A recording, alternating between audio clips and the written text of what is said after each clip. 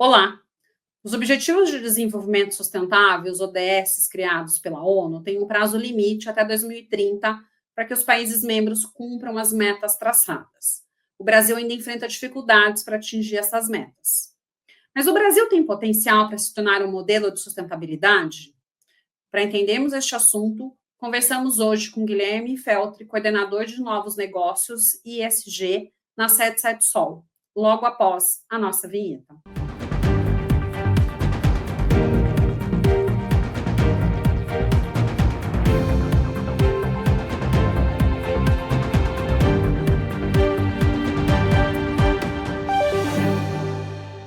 No programa de hoje, vamos conversar com o coordenador de novos negócios ESG na 77 Sol, Guilherme Feltri. Olá, Guilherme, tudo bom com você? Oi, Renata, boa tarde, tudo bem? E com você, como é que você está? Tudo jóia, tudo bem. Guilherme, antes da gente começar aqui esse nosso bate-papo, eu queria que você nos contasse um pouquinho sobre a sua experiência profissional. Perfeito. Bom, eu sou economista, né, de formação e eu iniciei, obviamente, minha carreira no setor bancário, trabalhei lá por volta de 4 anos.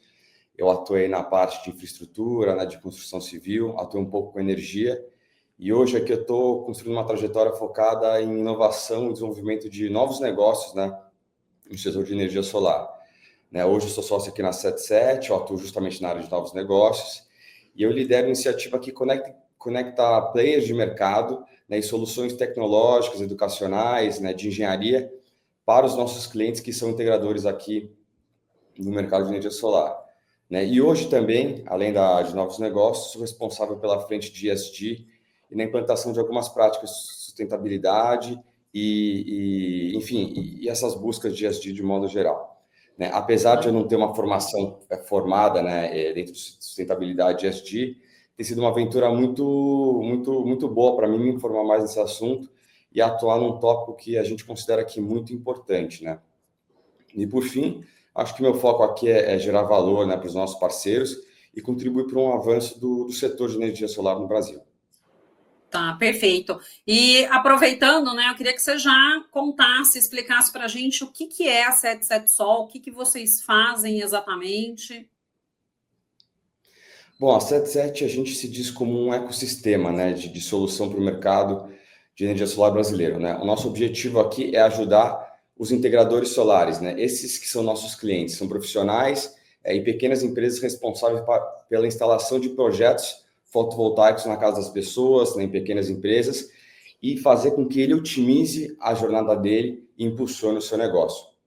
Né? Aqui o nosso trabalho é oferecer primeiramente tecnologia, né? A gente é uma empresa de tecnologia e por meio dela a gente oferece financiamento, seguros, equipamentos, treinamentos e serviço de homologação, dentre outras funcionalidades como CRM e acompanhamento de projeto, né? O nosso papel aqui é ser o parceiro do integrador para justamente otimizar a jornada comercial dele e fazer com que ele cresça mais, né, e seja mais eficiente na entrega dele no dia a dia, né? Tá, perfeito. Então, assim, uma pessoa que teria interesse em estar colocando uma energia solar na sua residência, pelo que eu entendi, vocês fazem, então, esse serviço de ponta a ponta, né? Desde da análise de qual seria sei lá, o melhor lado ali para a instalação da energia elétrica no telhado, do sistema solar, né? O financiamento disso, toda a homologação no sistema, porque parece que às vezes é simples, mas nem sempre, né? Tem uma certa burocracia, para que a pessoa comece a operar isso na sua residência. Seria essa atividade?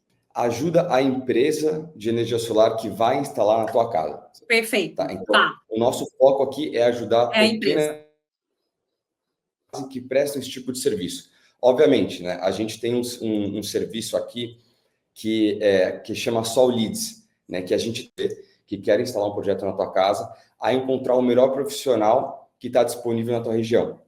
Então, por meio da tecnologia, a gente atua como se fosse um encontrador de integradores, né? Então, eu moro aqui, sei lá, em Pinheiros, em São Paulo, moro em Moema, eu coloco meu CEP lá e a gente vai buscar na região quem que é o integrador mais adequado para te atender.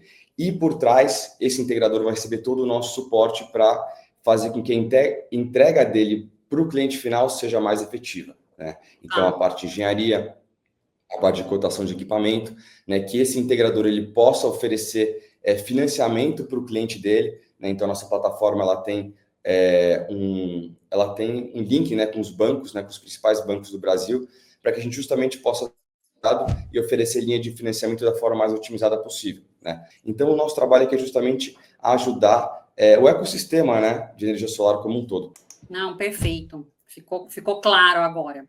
E Guilherme, me fala um pouquinho, né? A questão da energia é uma questão que é abordada dentro dos Objetivos de Desenvolvimento Sustentável, né? Dos ODS aí da ONU. Mas fala um pouquinho quais são esses objetivos para a gente poder começar aqui a nossa conversa e todo mundo entender um pouquinho do que a gente está falando. Legal.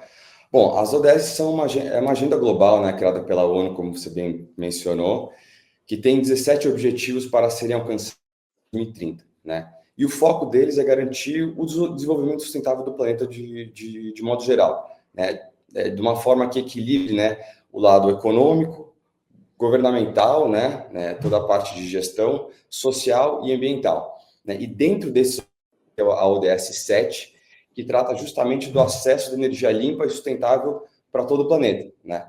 Que é um tema que conecta diretamente aqui com a 77, né?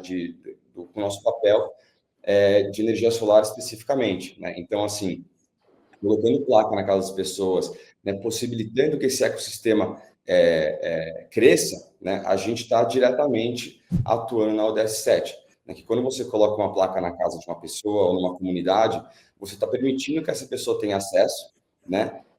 E além de ter acesso, que essa pessoa tenha uma energia limpa que seja sustentável, né? Que a gente consegue, felizmente, ter energia por meio do sol. Tá. E, Guilherme, falta, né, que os Objetivos do Desenvolvimento Sustentável já faz um tempo que foi criado ali, colocado pela ONU, né, como meta aí para os países, passa super rápido, né, tanto que acho que falta apenas 5 anos para essa data limite, que seria 2030. E como que está o Brasil, no seu ponto de vista, em relação ao cumprimento aí dessas metas? Porque há muito tempo a gente escuta falar, né, nas metas ali dos Objetivos de Desenvolvimento Sustentável, mas parece que fica algo muito mais...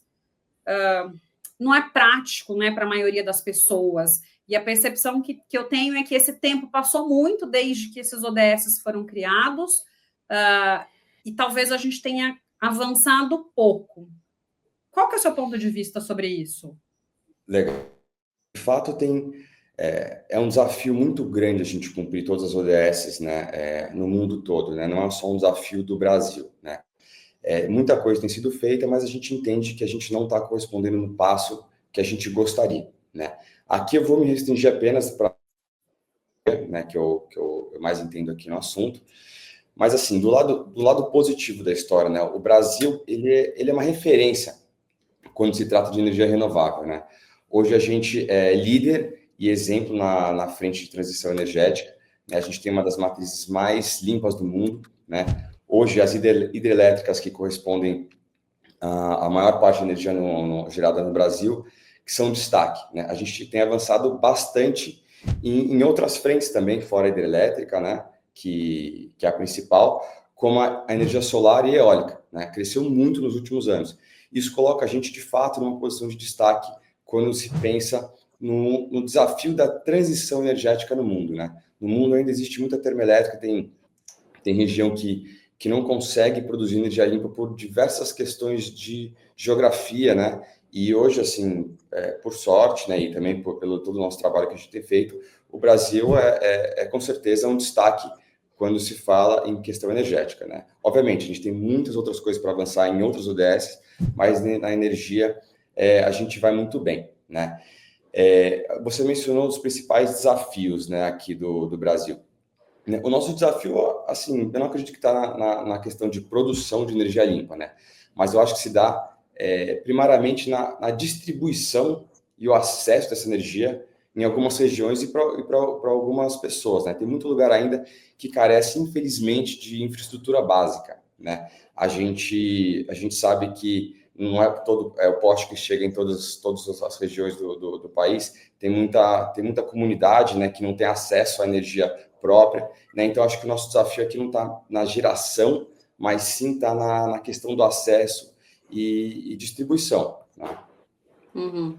Você tocou num ponto importante, Guilherme, a questão da energia, né, da matriz energética. O Brasil, felizmente, a gente tem uma matriz energética bastante diversificada, bastante limpa. A gente tem esta oportunidade, diferente de alguns outros países, principalmente aí Europa, onde tem, né, termoelétrica, tem usina nuclear, tem uma necessidade maior ali de outras fontes, e talvez a energia fotovoltaica não seja a melhor solução para eles, né? Mas a gente tem essa vantagem de estar num país onde tem diversos rios, onde a gente consegue construir hidrelétrica, porque também não é todo rio que traz essa possibilidade, né? E a questão da insolação solar, a questão de ventos, então a gente consegue ter uma matriz aí bastante diversificada. Tanto, né, o conflito ali, Rússia e Ucrânia, trouxe essa preocupação para a Europa em relação à energia, né, lá atrás. Então, mas eu queria também saber de você, já que você também mencionou a questão de se levar energia elétrica para regiões aí mais isoladas no país, porque um problema que a gente também tem no país, pensando na hidroeletricidade, você tem a geração num local, a distribuição por uma rede muito longa até o consumo nos centros urbanos, né, nos maiores centros urbanos ali, e a gente tem muita energia que acaba se perdendo. E muitas vezes regiões, né, ao lado dessas hidrelétricas que muitas vezes não tem nem energia elétrica, por conta dessa, talvez ali falta de investimento, falta de infraestrutura. Então, assim, como que é, né, o custo da energia elétrica no Brasil? Ele acaba sendo o segundo mais caro do mundo, isso é bastante significativo, pode ser até por conta dessas questões relacionadas à linha de transmissão. Existe alguma solução para a gente diminuir esse custo e conseguir levar a energia elétrica para regiões mais isoladas, atender um número maior de pessoas?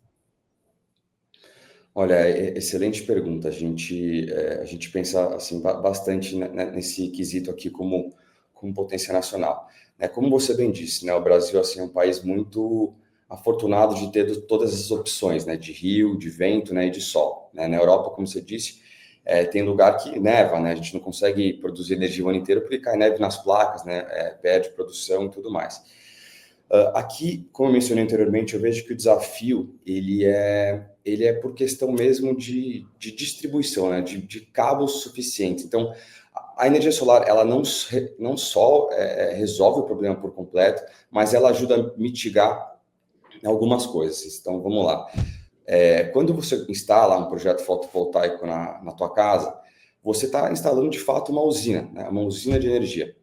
Então, assim, a energia está sendo produzida no teu telhado e hoje a gente tem um sistema de compensação, né? Você produz energia ao longo do dia, você está trabalhando, por exemplo, a energia entra na rede, você acumula crédito, mas essa energia ela está sendo consumida por alguém na região, seja pela padaria que está do lado, a farmácia, e essa energia ela percorre um caminho muito curto, né? E aí isso gera uma grande eficiência energética, o que contribui para que tenha menos perda de energia e, consequentemente, tenha mais energia na rede de distribuição. E o que faz, né, naturalmente, com que o preço tende a cair, porque tem mais energia sendo injetada na rede. E à noite, né, quando você chega em casa, você está de noite, né, então você não produz energia, mas você consegue consumir esses créditos, né? Esse sistema de compensação, ele otimiza o sistema energético como um todo, né? No horário de pico da padaria, que é durante o dia, ela vai estar consumindo uma energia direto da fonte, né? Quando você tem uma hidrelétrica, sei lá, enfim, no Paraguai, e quer chegar para São Paulo, né, você tem muito caminho de cabo para ser percorrido e muita dessa energia é perdida, né? Então, assim, colocando as placas solares na casa das pessoas não aumenta, né, o número de postes que tem na rua, né, porque você precisa de uma ligação com esse poste, mas ele faz com que o sistema trabalhe de forma mais otimizada e, consequentemente, reduza o preço da energia. Por outro lado, A pessoa que detém as placas solares na tua casa, né, na sua casa, ela consegue abater, ela não compra energia da distribuidora, ela consegue, de uma forma bem simplista, compensar e reduzir em até 95% a conta de luz dela. Então, ela acaba virando tecnicamente eficiente do ponto de vista de produção de energia. Então, ela acaba economizando. Mas a gente sabe que não são todas as pessoas que têm esse dinheiro disponível para fazer esse investimento de primeira mão. Acho que é até por isso que a gente aposta muito na solução de financiamento, que é um jeito de você fazer com que a pessoa consiga comprar esse sistema, e é muito legal essa conta, né? Assim, imagina que a pessoa gasta R$500 de conta de luz, e ela compra o sistema solar, e ela parcela, ela financia, e a parcela da conta de luz, do financiamento dela, a gente tenta igualar com a da conta de luz. Então, em vez de ele pagar para a distribuidora R$500 por mês, ele paga o banco R$500 por mês, e ele vai batendo até que no final de um período que seja de 5 anos, ele comprou um sistema, né, deixa de pagar o financiamento, mas ele mantém aí a economia dele com relação à distribuição. Então, esse é um jeito de otimizar a produção de energia e a rede nacional como um todo. Eu não sei se eu respondi a tua pergunta, mas é um jeito de fazer isso. E agora, para soluções, para situações mais remotas, né, comunidades mais afastadas, a energia solar possibilita também os sistemas off-grids, né? Mas eles envolvem baterias. Então, tem muitas fazendas que adotam esse tipo de sistema, que você bota um banco de bateria, né, e você bota a placa solar. E você consegue operacionalizar fora do sistema da rede nacional de energia, né? Então, você produz durante o dia, armazena na bateria e consome à noite, né? Você liga, enfim, a sua luz à noite e tudo mais. Infelizmente, é um pouco mais caro, mas a gente vê aqui que, assim como tudo, né, assim, que a novidade acaba sendo um pouco mais caro, mas a tendência é de redução de preço. Não, e é super importante, né, Guilherme, porque você falando da questão da produção rural, uma das reclamações que às vezes a gente encontra no campo, até para você ter uma produção mais limpa, você otimizar algumas técnicas, você precisa de da energia, e você tem às vezes essa dificuldade, né? Não é só energia, mas também a questão de internet, de um Wi-Fi. Então, quando você acaba otimizando dessa forma, você também ajuda nessa atividade de produção rural, que é extremamente importante, não só para a economia, mas acho que para todo mundo, né? A gente se alimenta dessa atividade, né, rural, então ela acaba sendo aí importante no país e na cadeia como um todo. Exato. Além de você oferecer, né, para essas pessoas condições mínimas que a gente na cidade tem, que a gente tem para pensar aí no dia a dia, né? E realmente, essa questão da energia solar, a gente vê aí um crescimento nos últimos anos, né? Porque acho que a energia solar sempre se falou, mas a partir do momento que trouxe essa possibilidade de você instalar aí mini centrais nas residências das pessoas, nas indústrias, eu acho que realmente a gente teve um salto muito grande falando aqui de Brasil. E quanto que hoje representa da fatia do mercado nacional a energia solar fotovoltaica? E, né, pensando nesse montante, ainda tem espaço para um crescimento significativo? Tem muito, né? A gente vê muito espaço, né? Hoje, assim, o Brasil ele é feito por casinhas, né? E se eu não me engano, preciso confirmar esse dado aqui, mas eu acho que quase 10%, 5% vai das casas, né, tem energia fotovoltaica instalada. Então, a gente tem um potencial gigante para crescer ainda na questão de instalação residencial, que hoje é o maior público, né, que compra a fotovoltaica. Mas só para você ter noção, hoje a energia solar representa já mais ou menos cerca de 20% da matriz energética brasileira. Né? Há alguns 4 anos atrás, 5 anos atrás, era muito menor, era 2%, 3%. Então, assim, a gente cresceu muito, né, num curto espaço de tempo. Né? O Brasil, se eu não me engano, acho que é o 6º maior mercado de energia solar no mundo, né, em termos de capacidade instalada, né? Se você somar todas as casinhas, tudo, e somar, a gente está em 6º lugar, né? E eu acho que, assim, com a queda do preço dos equipamentos, né, e, consequentemente, do aumento do custo de energia, como é que a gente como a gente acabou de falar, né, a gente tem um ajuste reanual da energia, que geralmente esse reajuste ele é acima da inflação. A gente tem uma tendência maior de compra desses equipamentos, né, do fotovoltaico, por exemplo, e com a queda dos custos de equipamentos, a gente tem uma democratização, digamos assim, desse tipo de tecnologia, né? Então, assim, eu acredito que a gente tem um baita caminho aí para percorrer nos próximos anos. Tem muito espaço para muita gente ainda instalar e acho que é um mercado que vai avançar bastante. Perfeito. E, Guilherme, como que está aí esse ambiente regulatório no Brasil, né? O que precisa ser feito ainda? Eu acho que até recentemente, não que isso acho que tenha impactado tanto, mas no meu ponto de vista, impacta sim. A gente teve uma alteração até nesse retorno, né? Não sei se valor ou no tempo, que você teria instalando a energia fotovoltaica na sua residência. Eu lembro que teve, acho que até 2020 ou 2021, alguma coisa assim, que você tinha um benefício maior e esse benefício, infelizmente, diminuiu.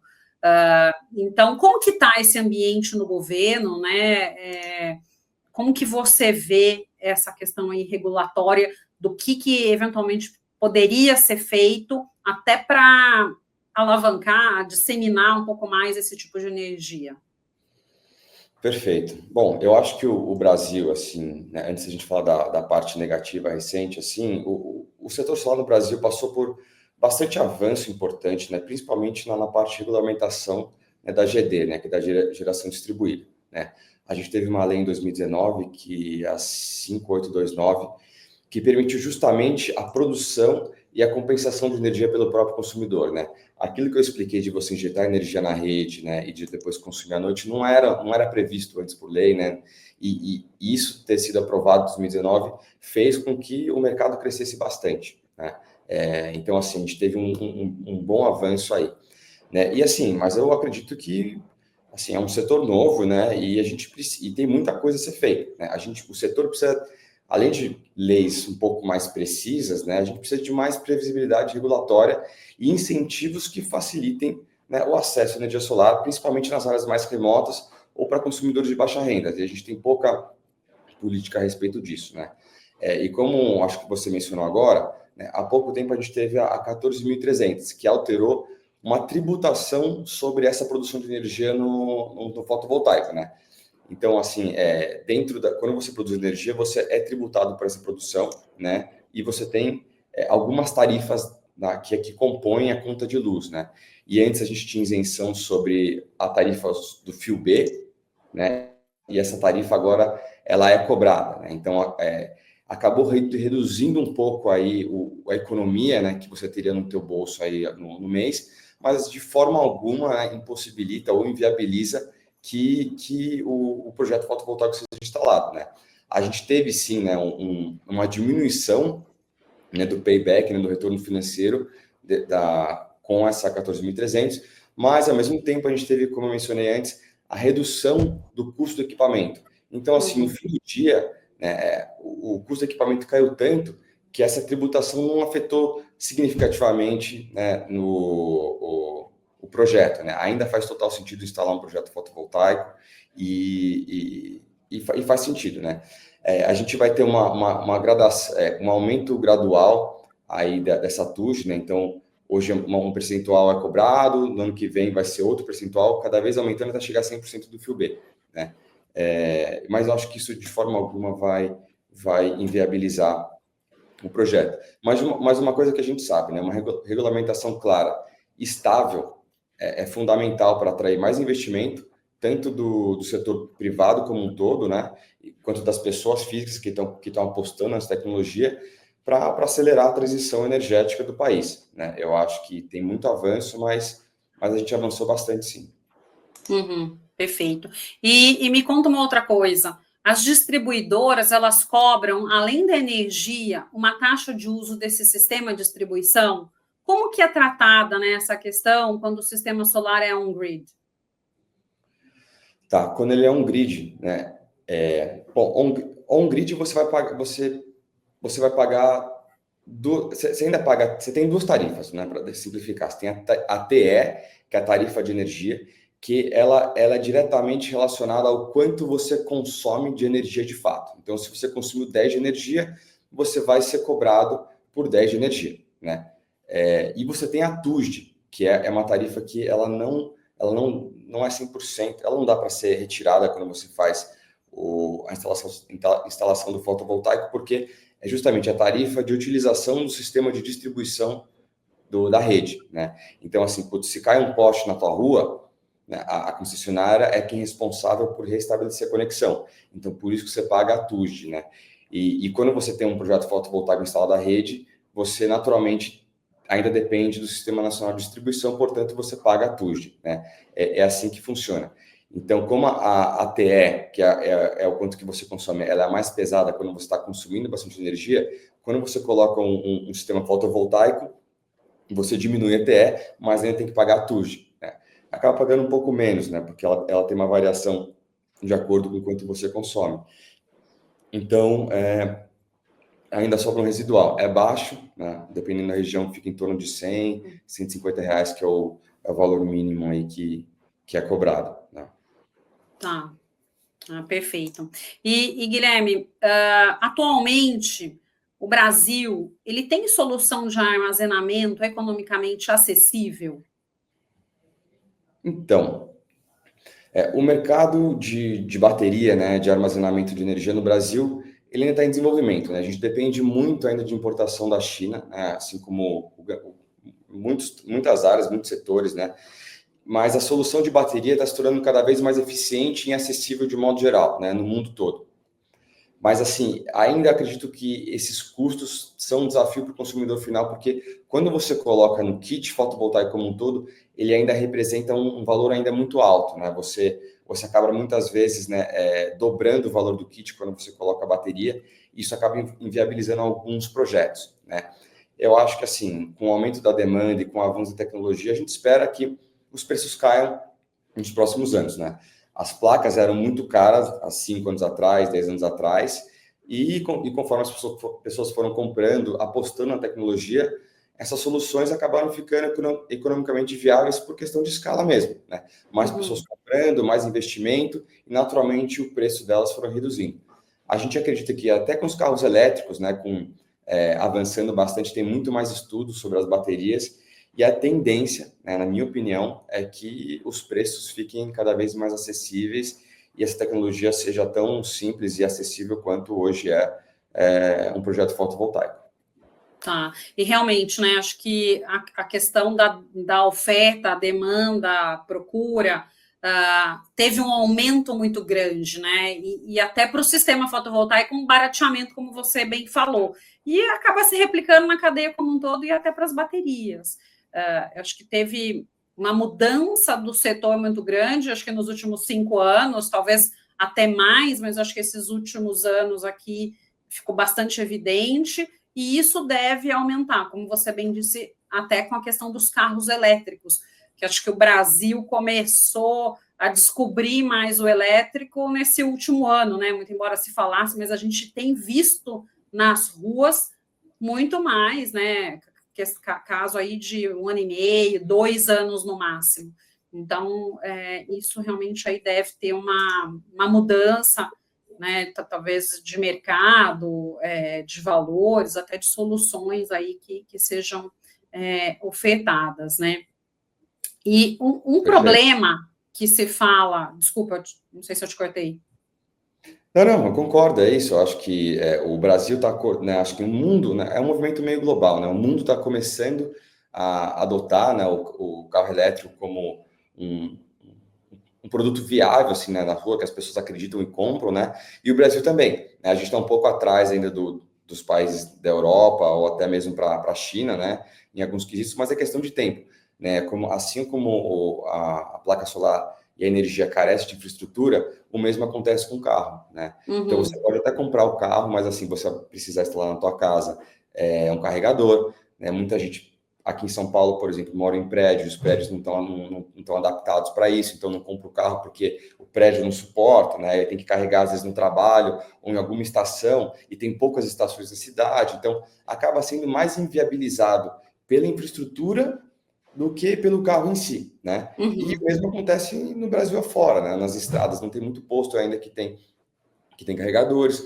Os carregadores que foram instalados estão um pouco mais defasados, então não carregam tão rápido, então a gente precisa atualizar, né, esses carregadores. Mas assim, eu vejo isso como uma questão de tempo e uma questão de investimento, porque a tendência é global, ela é forte, né? Assim, o carro elétrico, foge um pouco aqui, né, da 77 Sol, mas assim, o carro elétrico, ele tem muito menos partes, né, assim, envolvidas. Então, ele acaba, a chance de quebrar um componente é muito menor, porque tem muito menos componentes, né? Então, assim, a gente vê, a gente aposta, né, a gente até tem carregadores elétricos à venda aqui também para carro, a gente aposta nesse mercado também, porque a gente acha que faz sentido, ele é muito complementar com a placa solar. Então, assim, seria muito legal num futuro ideal que você tenha as placas, né, que elas levem em consideração o teu consumo que você gasta no teu dia a dia com o teu carro, né? Nos centros urbanos, até mesmo, enfim, no rural. Se você conseguir dimensionar certinho quantas placas você precisa mais para ter um carro elétrico, você praticamente acaba não gastando com combustível, né? Isso é uma solução muito legal, integrada, que a gente vê, é uma tendência, mas ainda falta alguns passos, mas a gente acha que vai dar certo no futuro próximo. Não, e isso que você falou, para mim faz todo sentido, né? A questão do carro elétrico atrelado à energia solar, para mim isso é super importante e faz todo o sentido, né? Quando você tem a possibilidade de instalar uma energia fotovoltaica na sua residência e, na sequência, você fazer esse movimento para a transição para o carro elétrico, é um casamento que eu acho que não tem volta, né? E depois que você experimenta, você percebe que realmente não faz mais sentido você parar no posto de combustível. Então, realmente é uma mudança. Não, melhor dos mundos, assim. Putz, é incrível. Imagina não pagar combustível, ter um carro hiper eficiente, faz total sentido. Eu tô falando até porque eu acho que há 1 ano e meio, mais ou menos, eu fiz essa transição e tem 1 ano e meio que eu não paro em posto de combustível. É só no elétrico mesmo, e realmente você vê a diferença, né? E realmente, o que você falou, é uma tecnologia que anos atrás era até proibitivo o valor de um carro híbrido elétrico, e começou com esse híbrido, né? Depois veio 100% elétrico, e acho que mais ou menos isso, há 1 ano e meio, 2, são valores que cabem no bolso, né? Pelo menos, não vou falar de todos os brasileiros, mas de uma parte aí, fazendo essa conta, realmente, ainda mais você descontando o custo que você vai ter nos anos, né, futuros aí na questão do combustível. Então, realmente algo que faz muito sentido, é algo que a gente vê essa mudança, é algo que eu acho que vem para ficar, esses preços cada vez mais estão caindo, e fazendo com que o consumidor faça essa mudança também, né? Perfeito, exatamente isso. E quanto mais a gente compra e adota essa solução, mais barato ficam para os próximos, né? Então, assim, a gente vê esse movimento em cadeia. E eu fico muito contente de ver que esse é o caminho que a gente está se dirigindo, né? Não é que tem nenhuma um impeditivo, né? A gente tem novos tipos de baterias sendo produzidas, algumas com sal, algumas com outros componentes, né? A gente também tem soluções do hidrogênio acontecendo também em paralelo. Então, assim, a gente vê que estamos caminhando, né? Assim, podia estar mais rápido? Podia, né? Podia ter mais incentivo, né? Podia ter mais lei suportando isso? Podia. Mas, assim, estamos avançando legal. E acho que é uma área que tem que ficar de olho nos próximos anos. Muita coisa vai acontecer, principalmente na questão da bateria. Sim, não, com certeza. E falando em bateria, que eu acho que é talvez aí um calcanhar de Aquiles, né? Tanto para a questão dos veículos, mas também para a questão do sistema fotovoltaico, é uma tecnologia que muda muito rápido, né? Eu não sei se dá para fazer uma comparação aí com a bateria do celular, mas os equipamentos eletrônicos, de uma maneira geral, o avanço deles tecnológicos é muito rápido. Eu até ia brincar, né? Principalmente aí para quem tem um pouco mais de idade, que acompanhou toda essa mudança tecnológica, é até difícil para a gente, em um ano e meio, 2, falar que, de repente, tal equipamento é obsoleto. E nessas questões aí, talvez de energia solar, não vou falar que acaba sendo obsoleto, mas muita coisa acaba sendo criada, muita tecnologia nova acaba vindo, né, nessas novas placas. E se faz, né, a pergunta, o que a gente faz, então, com essas baterias, né, num determinado, aí quando ela acaba a vida útil dela, como que é essa questão ambiental? Porque até no veículo, né, ou mesmo nas residências, eu estou fazendo uma mudança, pensando, a gente sempre pensa na questão econômica, mas também pensando na questão ambiental, então, prevendo aí uma atividade com menor impacto, mas é um menor impacto agora, e depois? O que eu faço com essa bateria ao final da vida útil desse equipamento, né? Eu fiz a comparação do celular, mas é óbvio que, né, tanto o carro quanto a bateria solar, a vida útil é muito maior, infinitamente maior, mas, né, um equipamento que foi instalado há 2 anos para o equipamento que está sendo instalado hoje tem uma mudança de tecnologia mesmo, mas e aí, né? O que fazer? Tem alguma solução? O que você vê, né? Qual que é a opinião aí de vocês sobre isso? Renata, esse é um ponto extremamente importante, né? A bateria aqui é onde está a grande sacada. A gente vê que, assim, se tiver um avanço significativo, né, um breakthrough aqui na barreira de desenvolvimento da bateria, vai mudar o mercado como um todo, né? Mas vamos lá, respondendo em partes aqui a tua pergunta, né? Hoje, as placas fotovoltaicas, ela possuem uma vida útil aproximadamente de 25 a 30 anos, né? Isso, assim, com garantia, né?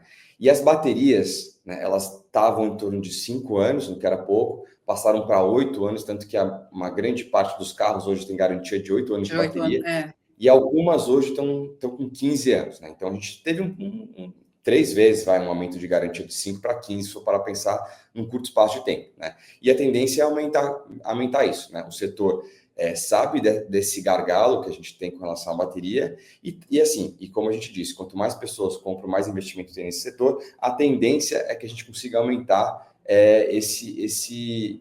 essa garantia, né? Essa vida útil das baterias, né? Então, é isso que eu vejo com relação ao futuro, né? Talvez não chegue a 40, 50 anos, mas assim, a gente prevê um aumento, né? E também que o custo reduza, né?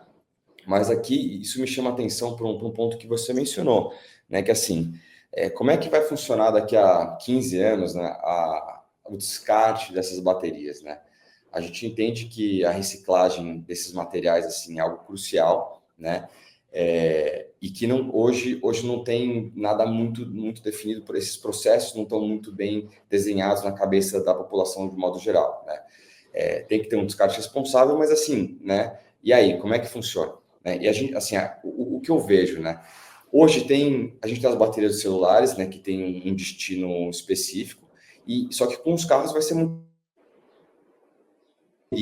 para ser descartado, né? E isso a gente já vê movimentos de grandes empresas, ou até mesmo de algumas startups que estão focadas em desenvolver soluções justamente para esse descarte que eventualmente vai ficar gigante, né? A gente já tem um descarte de bateria alto, né, com computador e tal, mas assim, e os carros? Tem muito mais bateria. E a gente sabe que tem muito material nobre e valioso que dá para ser recuperado e ser reciclado, né?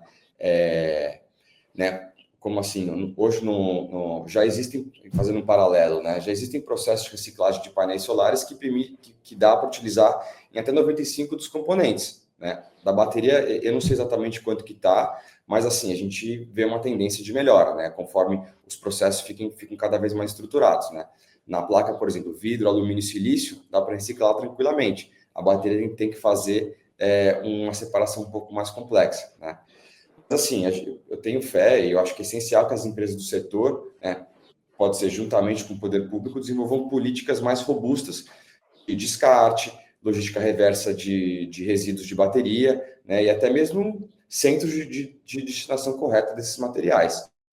Assim, eu acho que também é um mercado para se desenvolver, assim, junto com as políticas públicas para esse descarte, né? Sim, aqui é um palpite meu, né? Não, eu estou super de acordo, Guilherme, porque até quando me perguntam, é isso mais ou menos que eu respondo. A gente vê, né, a questão, se a gente parar para pensar na questão ambiental, no histórico da questão ambiental, é tudo muito recente.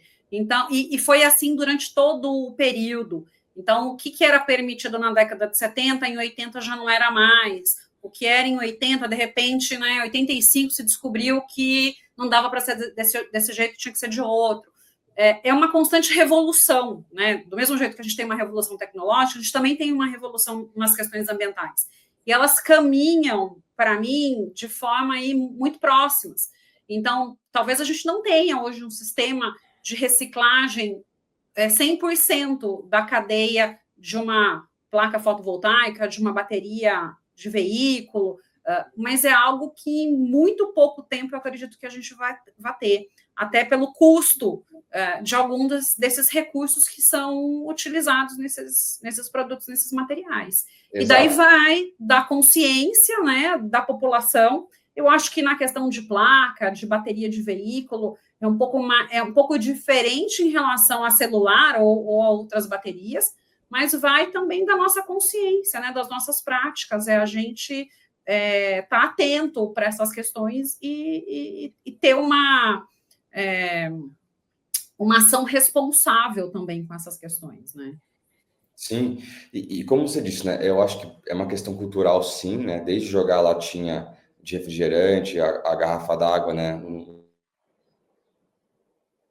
baterias funcionam da mesma maneira, né? Eu acho que, assim, o grande desafio, e eu imagino o setor ambiental, né, infelizmente, ele acaba sendo reativo do que proativo, né, quando chega, né? Porque, assim, hoje está todo mundo feliz colocando as placas, né, no telhado, né? E elas vão durar 20, 30 anos, mas, assim, a gente instalou um monte de placa nesse ano. Daqui 20, 30 anos, é aí que você vai precisar descartar elas, né? E aí que as coisas vão ter que começar a se... Porque vai ter muito material para descarte. E aí que vão surgir oportunidades mesmo de reaproveitamento dessas placas, né? Tem gente trabalhando em paralelo, mas eu acho que ainda tem muito avanço, porque justamente a tecnologia é nova, né? Mas a gente vê que tem avanço no setor, sim. Sim, maravilha. E Guilherme, uma outra pergunta, né? Que já que a gente está falando de tecnologia, de avanço e tudo mais, hoje em dia, muitas das questões a gente comanda, né? Pela Alexa ou outros sistemas como assistentes pessoais ou inteligência artificial. É possível administrar aí um sistema de geração fotovoltaica através desses equipamentos, desses mecanismos? Olha, acredito que sim, né? A inteligência artificial surpreende a gente em diversas maneiras, né? Hoje, a gente tem algumas soluções que são integradas no fotovoltaico. Então, por exemplo, a gente tem os inversores, eles têm um monitoramento, né? Esse inversor está conectado com a internet, né, nas placas do telhado, então conecta com o Wi-Fi da tua casa, e você tem um aplicativo que você consegue monitorar em tempo real a produção dessa energia, né? Eu tenho isso no meu telefone, eu acho fantástico. É fantástico. Nossa, hoje está um dia de sol, vou ver quanto é que tá. Nossa, está produzindo 100... feliz, né? Nossa, hoje está meio nublado, não está 90 e poucos %, né? Tá de noite. O pôr do sol, dá para ver exatamente. Então, assim... Dá para ver se choveu, né? Se você tá fora, às vezes dá até para acompanhar a hora que estava nublado ou não. É bem bacana mesmo. Não, é muito legal. E assim, você consegue monitorar várias coisas, né, nesse sistema. Você consegue monitorar se tem uma placa quebrada, né? Putz, aconteceu, sei lá, às vezes... Enfim, vamos pensar aqui numa situação bem trágica, uma chuva de granizo muito forte que quebrou uma placa. Você sabe qual placa foi quebrada, você consegue substituir essa placa. Então, assim, a gente tem bastante coisa que já nos ajuda muito, né? De monitoramento simples mesmo, né? Você tem relatório de produção, você tem relatório de desempenho, você tem questão de software que avisa que precisa fazer limpeza, né? E assim... E é uma questão de tempo também para a IA entrar nesse mundo e te avisar. Você vai acordar um dia, provavelmente, né? Já tem várias soluções inteligentes das casas, né? Que abre tua cortina, que faz XPTO, que liga o teu fogão. E, assim, é natural que a gente veja que a Alexa um dia vai te falar, olha, suas placas estão sujas, precisa de manutenção e limpeza, né? Então, assim, aqui é totalmente o que eu suponho, né? Mas, assim, a gente vê as coisas caminhando para isso, né? É só questão de tempo para fazer acontecer.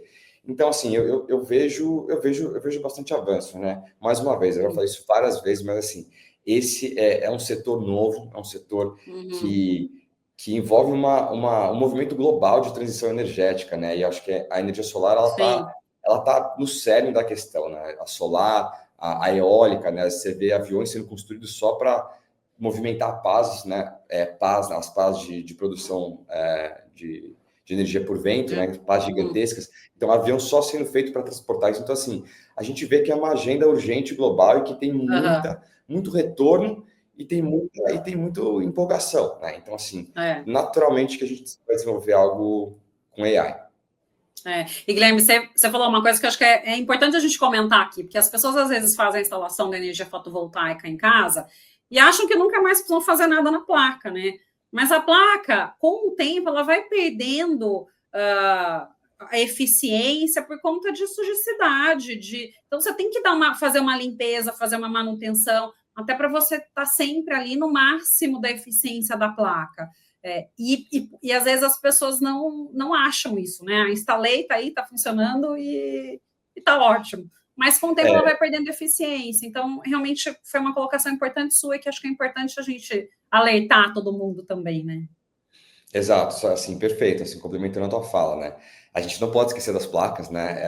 Apesar de ela estar no teu telhado, ela é um investimento, é um bem seu, né? Que inclusive até valoriza a tua casa, né? Assim, as placas, elas têm uma perda de eficiência esperada, né? Conforme elas vão envelhecendo.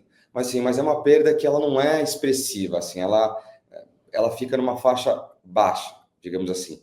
Mas sujeira, sim, faz com que as placas percam eficiência, né? Se tem muito pó em cima delas, se você vive numa zona rural que tem estrada de chão e tem muita poeira voando, vai juntar nas placas e vai uma perda significativa. Mas a solução é simples, né? Assim, a gente depende da sua região, a cada 3 meses, ou até mesmo 6 meses, subir, fazer uma limpeza, até contratar novamente na equipe de instalação que foi na tua casa para fazer uma verificação, né? Um check, né? Avaliar se o sistema está em ordem, porque às vezes pode desconectar alguma coisa, sempre tem alguma coisa para ajustar, mas assim, é um ajuste simples e é uma limpeza simples, né? Tendo feita essa limpeza, a produção volta 100% ou ao esperado, conforme planejado, né?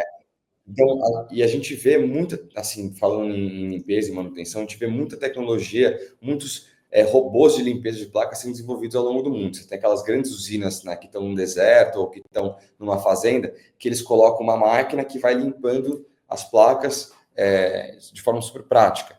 Então, assim, existe sim uma manutenção para fazer nas placas, mas é simples, né? Acho que dá para fazer tranquilamente.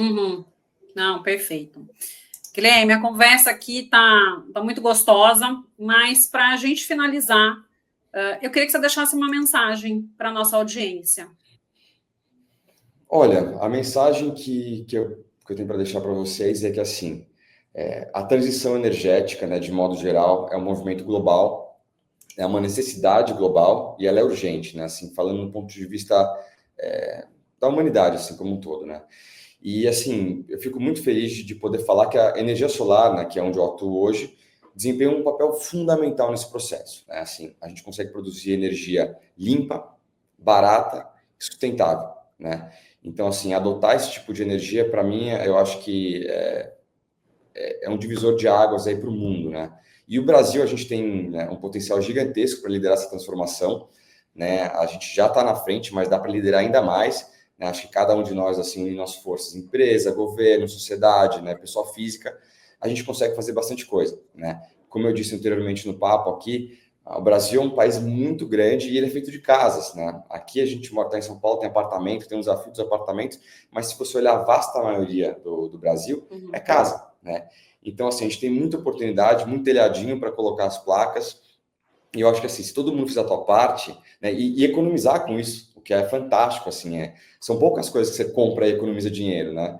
Faz o financiamento para o carro, você compra um carro, você tem mais custo, né? Com a placa solar, você tem economia e ainda tem energia limpa, barata, sustentável. Então, assim, eu acho que é uma grande oportunidade para a gente aproveitar, né, e construir um futuro melhor e mais sustentável para todo mundo, né? Para os nossos netos, filhos e a sociedade como um todo. Acho que essa é a mensagem, assim, meio abrangente, mas é o que eu penso. Uhum. Não, perfeito. Eu acredito muito nisso também, né? Eu acho que é cada um fazendo a sua parte, é a diversidade aí de soluções, porque não tem uma única solução, mas é o conjunto disso. E quanto mais a gente puder expandir para essas tecnologias mais limpas, é o que estamos contribuindo aí, né, para os nossos filhos, nossos netos, para o futuro aí do planeta, até em consonância com a própria ODS, né, com as ODS aí da ONU, que foi o que a gente começou aqui a nossa conversa. Bom, Guilherme, muito obrigada, agradeço a sua participação aqui no nosso programa de hoje e já deixo o convite para que volte mais vezes. Obrigado, Renata, eu que agradeço o convite de vocês e é só convidar que eu estou aqui. Obrigado. Tá ótimo, muito obrigada. Bom, gente, no programa de hoje eu conversei com o coordenador de novos negócios ISG na 77 Sol, Guilherme Felder. Muito obrigada a você que nos prestigiou até aqui. Deixe seu like, se inscreva em nosso canal e compartilhe. Nos vemos na próxima semana.